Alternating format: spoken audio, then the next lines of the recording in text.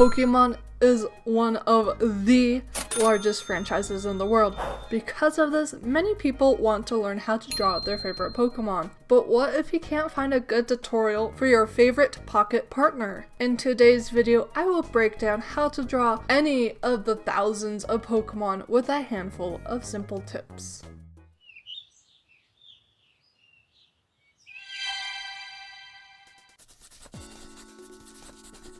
Art, at the end of the day, is just a collection of shapes and lines, the most common shapes being circles, triangles, and rectangles. And most anyone who has taken grade school geometry should have a basic grasp of how to draw those shapes. Though you don't need a protractor or ruler where we are going. Freehanding shapes, though difficult, helps you develop important skills if you wish to create more art. Freehanding also opens up the opportunity to change the side of any of the basic shapes. Though it may end up looking imperfect, that just lends to your art's wonderful style. Knowing now what basic shapes to look for, you can now look at your friend and ask yourself, which basic shapes makes up this Pokemon?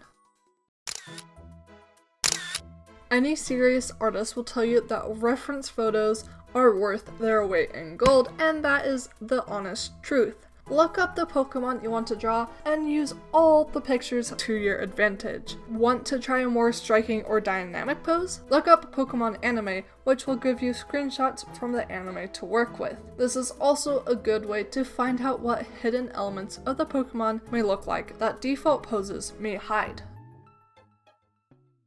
Now that you have a reference photo, it's time to sketch out the basic shapes that make up its body plan. Some Pokemon are simple and have a single overarching shape that dictates its body, most of these tending to be baby or very cute looking Pokemon. The more complicated the Pokemon is, the more likely there are to be 2, 3, or even more basic shapes making up the Pokemon's body plan. Once you have figured out what shapes make up your Pokemon, freehand them onto your page, and don't worry about mistakes. Then continue upward. Get the outline of your Pokemon going. Most of these are based off of shapes as well. Figure them out, try them a couple of times, and then move on. Eventually, you'll match the complexity of your subject. The more complex the Pokemon is, the more time it will take to draw. Don't stress about going fast. Keep on trying and don't worry about perfection. You'll figure your Pokemon out. Oftentimes, there won't be a direct pose you want to draw in your head that you can copy. Instead, think of using multiple reference images to create a mental Photoshop creation. Steal the angle of the head from this photo, use the back reference from this one, selecting the arms from that certain pose. Continue onwards, slowly stitching images together using the basic shapes of the Pokemon structure to build up your custom pose. For finishing your drawing, you can be as overly complicated or as simple as you want. From flat colors without shading to textured masterpieces, it is all up to how you like to draw.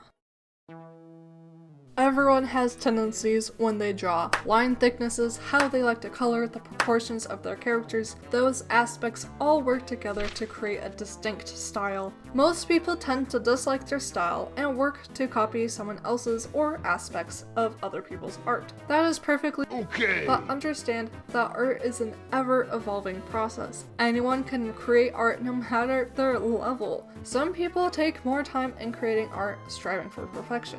But the truth is, perfection is often a myth. There is much fun and learning to be discovered from making mistakes while drawing Pokemon, or anything in that matter, and that is completely okay. Learning how to use your fingers is a fine motor skill and takes dedication, time, and trial and error. Be happy with what you're able to accomplish, and try again if you aren't completely satisfied. Anyways, I hope this video helped any aspiring Poke artists out there. Let me know down below what other topics you'd love for me to cover, and I'll see you guys in the next video. Bye!